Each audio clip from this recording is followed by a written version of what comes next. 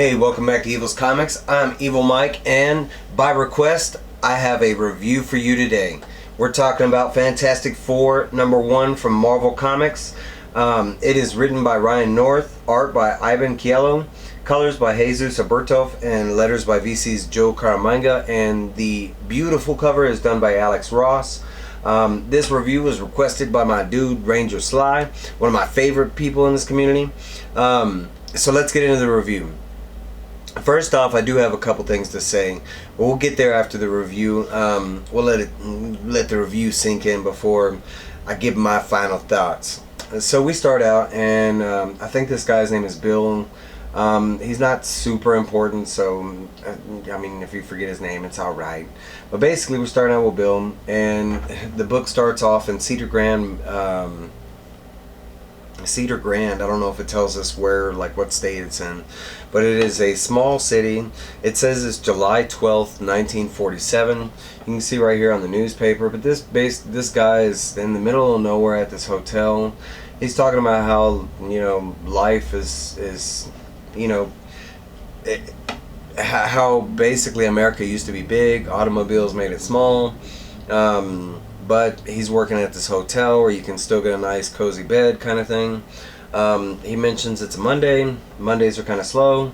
And then you go to the second page, and it's a Groundhog Day. It's a time loop. The second page reads exactly like the first page until you get to the third page. And at the bottom, he does kind of change up. Instead of saying, today is a different, today is today, tomorrow is going to be a different day. On the third page, he does say tonight is going to be different. And because Ben Grimm and his wife, which I'm drawing a blank at her name, Alicia Masters. But Ben Grimm or the Thing and his wife, Alicia Masters, walks into this hotel to stay for the night. They do mention that this town was supposed to be fields on their GPS. But they're pleasantly happy that there is a town there and a motel, because they mentioned the next motel is hours away. It kind of sinks in for what the Thing was looking for. He was looking for a place to get away where they didn't know who the Thing was, and kind of going off of our guy Bill at the front counter. He's very surprised, and he acts like he's never seen the Thing before. But there's major reasons for this. Especially since the book starts out in 1947, we know what year it is. But old Bill here, he is not the most trustworthy of people, because he gets with his friend Walter, who shows up. Basically Bill tells him, hey, there's this monster in my hotel. He tells his friend Walter, and Walter goes to check him out. He doesn't believe him that this guy's a monster. He does see Ben Grimm sleeping, and after he sees him sleeping, he basically goes back to his truck, stating that he was going to shoot the guy, but he doesn't look like, it doesn't look like a gun would work. So he goes back to his truck, and basically he's going to mow the Thing down, or try to. Of course, Bill is like, hey, you can't do that. It's my hotel, man. You're supposed to shoot him. What we see right here, and it kind of caught me out by surprise, but the book does explain what's going on. But we see the truck, and then all of a sudden it kind of disappears. And the Thing and Alicia are fine. They wake up the next day, and that's kind of where we get the more meat, or it's kind of where our characters find out the meat of the story. But basically, they wake up the next day, they go to pay at the front desk, and our dude Bill is acting like he's never seen him before. At the very start of the book, we've already seen that he's stuck in a loop, and that's kind of what's going on. The whole town is stuck in a loop, and it basically resets at nighttime. So Bill right here has never seen the Thing or Alicia Masters before, as far as he can remember. He, basically claims them like they broke into the room, and and they're like, dude, you gave me the key, we just got to pay for the room, we're trying to pay for the room. He does eventually let them play for the room. They pack their bags and they head out to the car. As soon as they head out to their truck, I said car, they do find a little boy playing in their car that reminds the Thing of little Joey. Little Joey I'm not familiar with. But basically there's a little conversation where the boy does see the Thing, and he freaks out, runs away, screams, there's a monster, and That's basically it. They start walking the town, and after leaving the little boy, and as soon as they leave the town, they do notice the whole time loop thing. They notice that the whole town is set up in the 40s. At first, they think it's like some kind of contest or like a celebration where everybody's in on the gag or something like that. But somehow they still have all their current stuff. So Alicia Master gets on her phone. The phone is still working. I have no idea how that would be, but the phone's working, and it basically, she gets on Wikipedia and looks up the town. Oh, it's in Pennsylvania. I'm sorry, but Cedar, Pennsylvania. Basically, they find out that it started in 1865 and it lasted until 1947, and then one day the whole town just disappeared. Nothing but a ghost town. Everybody was gone. And in that point, like 100 years later, it was like how her GPS had first told Alicia that it was, basically supposed to be all fields. It's because in the real world it was all fields, and somehow they made it into the time bubble. We do find out who, I'm going to call him Little Joey because I don't think he has a name, but the little boy that they ran into in the truck, we do find out that that's Walter's son. Walter ran back screaming about the monster. He goes and gets Walter. Walter comes back with a bunch of his dudes, tries to shoot the thing, which, it doesn't work. The thing gets mad because he's trying to shoot him and his wife, so he does what any good husband would do. He goes over there and breaks his hand, and, but basically lets Walter go. And sure enough, the time loop happens again. At this point, it's kind of like the thing goes. He goes in the back of the truck hiding, and basically it's like he does this whole like journal thing, while Alicia kind of goes out on the town and tries to figure out what's going on. She does come back with some sandwiches and a clue, which she thinks is a clue, but basically. Walter does end up finding the thing. He comes back with a whole bunch of his friends, like 5, and they're all in trucks or something like that, and they all have guns this time. There is a kind of an action showdown between the thing and the guys in the trucks, and basically, he pretty much, it looks like he kills everybody. Like the first guy he smashes into, the guy's going fast in his truck, and he just slams head on into the thing, which I have to imagine would be like slamming into a very sturdy brick wall, you know what I'm saying? But it does look like he kills all of them in the alteration, but it's on a time loop. Everything just resets. They do kind of figure out exactly what time. I think it's 4 in the morning. When everybody resets, it shows like nobody in bed, and then it shows the dude show up in his bed, but they're basically piecing things together. Kind of at this point, they're both talking, they're both kind of trying to figure out what's going on. Ben at this point is like, he's like, why are we doing this? And Alicia's that great person, and she's like, these people have been stuck in a time loop for like 100 years, and no one's bothered to help them. Maybe that's why we came here. We're the needed help they need. So basically, they try different things. They try to break the time loop, which is this whole page right here. It's like different scenarios that they try and do. One of my favorite ones is Alicia Masters standing on a stage, like showing everybody their phone, her phone back in 1947, and she's showing them like that she can stream any music, all this crazy music that they've never heard. There's some other stuff where like the thing tries to scare everybody. Basically, they kind of run out of options, and basically the thing finds that the one good thing about this town is, and he kind of really connects with a whole lot of people, but it's at the bar, Leroy's Tavern. At this bar, he does end up making a whole bunch of different connections, even though for the people it resets, but the thing and Alicia, they remember everything. They do end up meeting that guy Walter on a regular day, and he ends up being a really nice guy. He's just he's scared of the unknown. But after he gets past that fear, Ben Grimm says he's a dope-ass individual. But basically, while Ben Grimm is kind of being friends with these other guys, Alicia overhears this one guy in the back of the bar, and he just utters the line, "I wish I could do it over again." And then all of a sudden, instantly, the time loop happens and everything resets.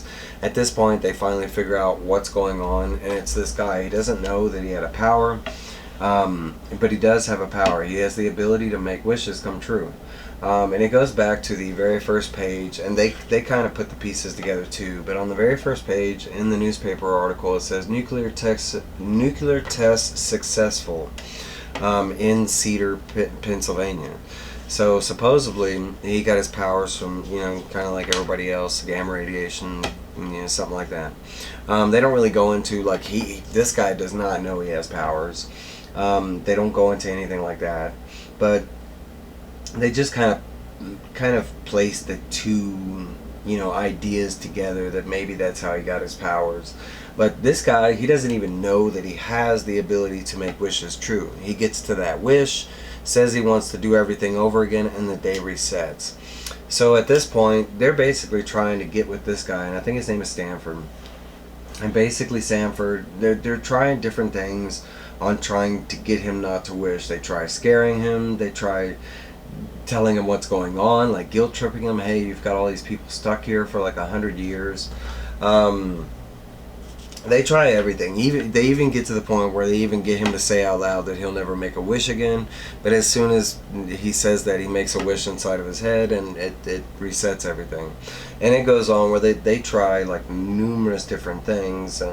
But eventually they kind of go back to the other thing. They remember that the reason he's having this wish is because he just broke up with a girl in town, I think named Manny.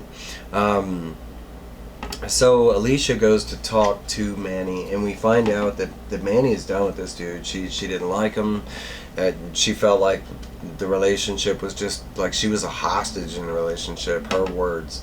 But basically they can't get that route to work. She doesn't want to get back with the guy. So Alicia, being the badass individual she is, she comes up with the idea to relate their personal stories about their relationships before they got married and stuff like that.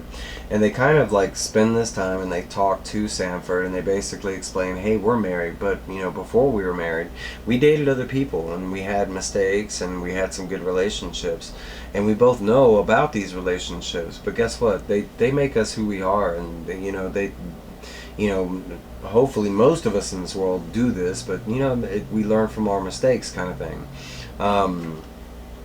But basically, like, all this, them telling him this, it still hasn't like changed his mind. He still kind of has it in his head that like she's all he ever wants. No. And that's all he's ever gonna want. Alicia finally tells him this story about like her first relationship with Sandy. I don't know but anyway, it was Sandy. So she tells us about this story about how she was kind of in the same situation as Manny. She didn't like the relationship. She felt like she was trapped. She wanted to get out of it, and like for some reason she was staying in the relationship. Like she was scared to break up with the dude or the girl. I'm not sure. But like eventually what happened was a friend came to Alicia and basically told her, like I might have to quote it. It says something like let's see. It said, but then my friend Joey told me something that helped a lot. Your relationship isn't a failure just because it didn't last until one or more of the people in it were dead. He said, that's not love. He said, that's cockfighting. And it's kind of a real sentiment. If you are like constantly battling each other your whole relationship, just waiting for one of you to die, then it's not really a relationship. It's kind of like what he said, cockfighting, or just beating the hell out of each other. But basically after hearing this, he kind of puts that in his head, and he's like, yeah, cockfighting.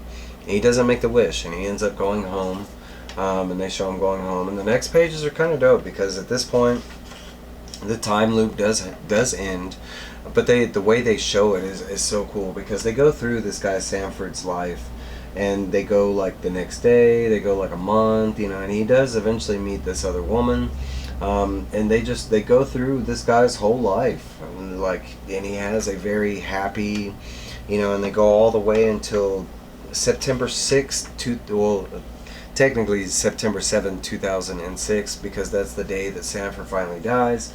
But they show all the way that this guy, ended up marrying, he had kids, he had a happy life. But they do go back to Ben Grimm and Alicia, and they realize that they wake up the next morning. It's another day.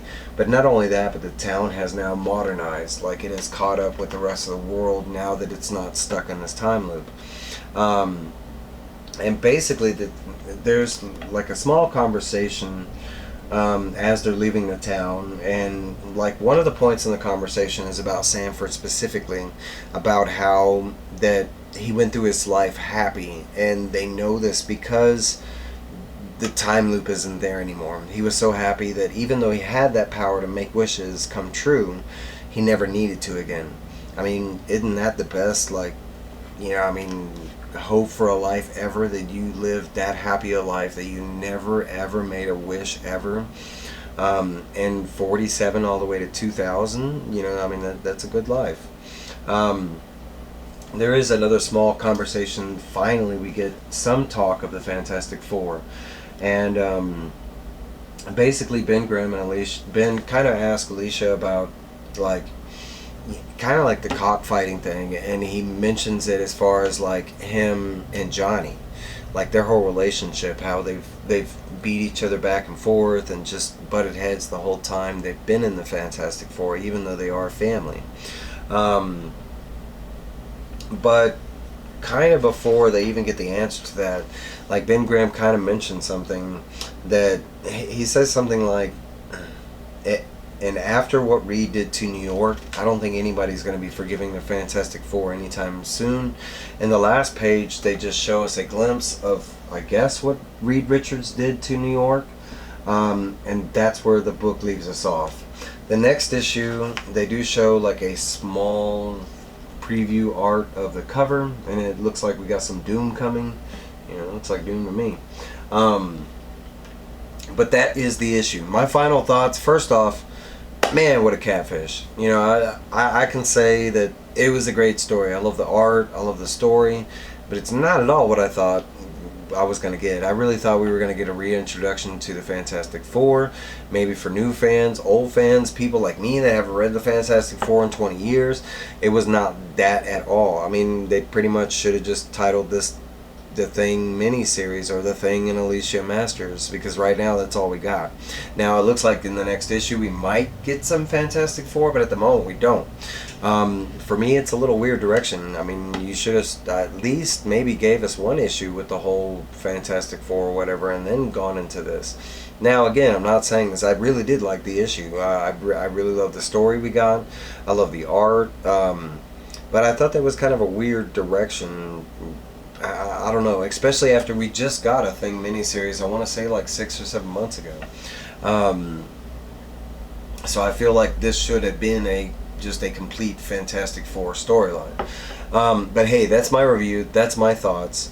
I like I said, I really like the issue. I am looking forward to the second issue, but just kind of weird. But hey, that's my review. Please like, comment, subscribe. I do have some more reviews coming. Be on the lookout for that. I will let y'all go. Y'all have a great day. Let me know down below if you read this. What did you think about it?